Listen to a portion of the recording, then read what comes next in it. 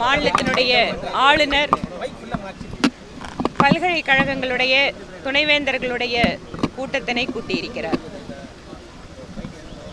இது ஏதோ வேண்டுமென்றே திட்டமிட்டு கூட்டப்பட்ட கூட்டம் அல்ல.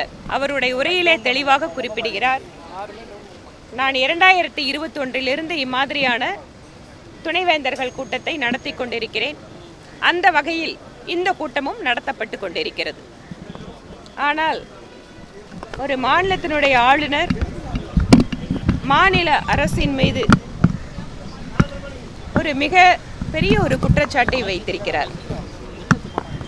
பல்கலைக்கழக துணைவேந்தர்கள் இந்த கூட்டத்தில் கலந்து கொள்ளக்கூடாது என்பதற்காக மாநில அரசின் கட்டுப்பாட்டில் இருக்கக்கூடிய சிறப்பு உளவு பிரிவு துணைவேந்தர்களுடைய வீட்டிற்கெல்லாம் சென்று அவர்கள் இந்த கூட்டத்தில் கலந்து கொள்ளக்கூடாது என்று மிரட்டி இருப்பது என்னுடைய கவனத்திற்கு வந்திருக்கிறது என்று தெரிவித்திருக்கிறார்.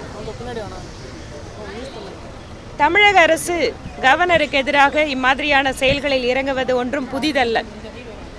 அதுவும் குறிப்பாக மரியாதைக்குரிய ஆளுநர் திரு RN ரவி அவர்களுக்கு எதிராக அரசாங்கத்தில் இருக்கக்கூடிய மூத்த அமைச்சர்கள், திராவிட முன்னேற்ற கழகத்தினுடைய தலைவர்கள், கூட்டணி கட்சியினுடைய தலைவர்கள் வரம்பு முறை இல்லாமல் மிகுந்த அநாகரிகத்தோடு அவரை விமர்சித்துக் கொண்டிருக்கிறார்கள்.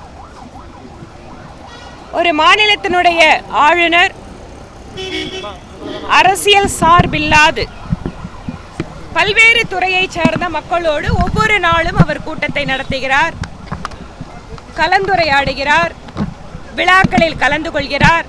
சமுதாய விழாக்கள், மதசார்பான விழாக்கள், இளைஞர்கள், பெண்கள், கலைஞர்கள், இலக்கியவாதிகள், எழுத்தாளர்கள் என்று ஒவ்வொரு நாளும் ஆளுநர், அவருடைய ஆளுநர் மாளிகை என்பது தமிழகத்தினுடைய பெருமையை பேசுகின்ற மாளிகையாகத்தான் இருக்கிறது.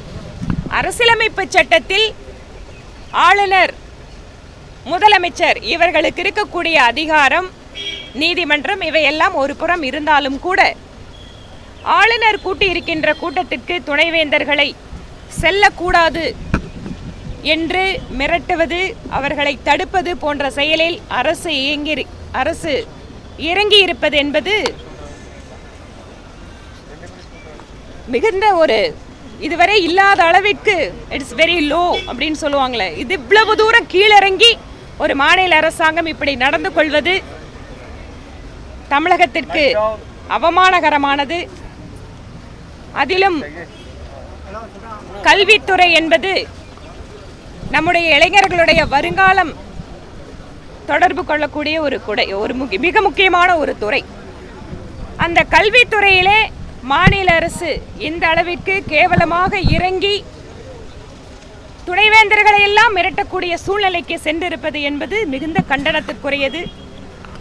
ஆளுநர் சொல்கின்ற குற்றச்சாட்டு உண்மையாக இருக்கும் என்றால் இந்த மாநில அரசு சமூக ஊடகங்களில் பதிவிடுகின்ற எதிர்க்கட்சியினுடைய தொண்டர்களை, நிர்வாகிகளை கைது செய்கின்ற அதே மனோபாவத்தில்தான்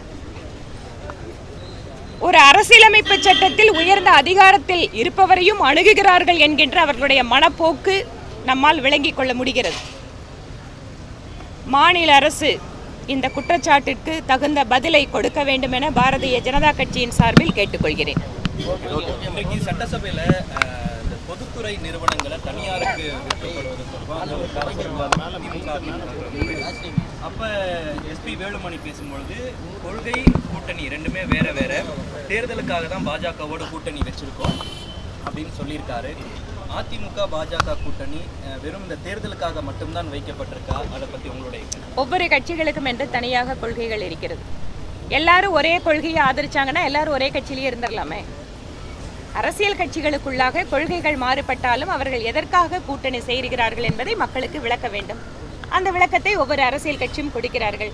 அப்படி பார்த்தீங்கன்னா அந்த பக்கத்தில், அதாவது யூபிஏ கூட்டணி கட்சிகளுக்குள்ள எல்லாத்துக்கிட்ட ஒத்த கருத்து இருக்கா? காங்கிரஸ் சொல்கிறத அவங்க கேட்டுக்கிறாங்களா? கம்யூனிஸ்ட் கட்சிகள் பொருளாதார ரீதியாக பின்தங்கியவர்களுக்கு இடஒதுக்கீடு கொடுக்க வேண்டும் என அகில இந்திய கம்யூனிஸ்ட் கட்சி ஆதரவு கொடுத்திருக்கிறது. அதை இங்கிருப்பவர்கள், கூட்டணியில் இருப்பவர்கள் ஏற்றுக்கொள்வார்களா? அதனால் ஒவ்வொரு கட்சிக்கும் கொள்கை என்பது தனித்தனியாக இருந்தாலும் அவர்கள் கூட்டணிக்காக மக்கள் நலனை முன்னிறுத்துகின்ற பொழுது மக்களுக்கு அவர்கள் அதை விளக்க வேண்டும். அவ்வளவுதான். செய்திகளை உடனுக்குடன் தெரிந்து கொள்ள கீழ்கண்ட கேபிள் மற்றும் டிடிஎச் நெட்வொர்க்குகளில் எம்நாடு செய்தி தொலைக்காட்சியை காணுங்கள். பாதகம் செய்பவரை கண்டால் நாம் பயம் கொள்ளலாகாது பாப்பா. மோதி மிதித்து விடு பாப்பா, அவர் முகத்தில் உமிழ்ந்து விடு பாப்பா. அண்மை செய்திகளை உடனுக்குடன் தெரிந்து கொள்ள இணைந்திருங்கள் எம்நாடு தொலைக்காட்சியுடன்.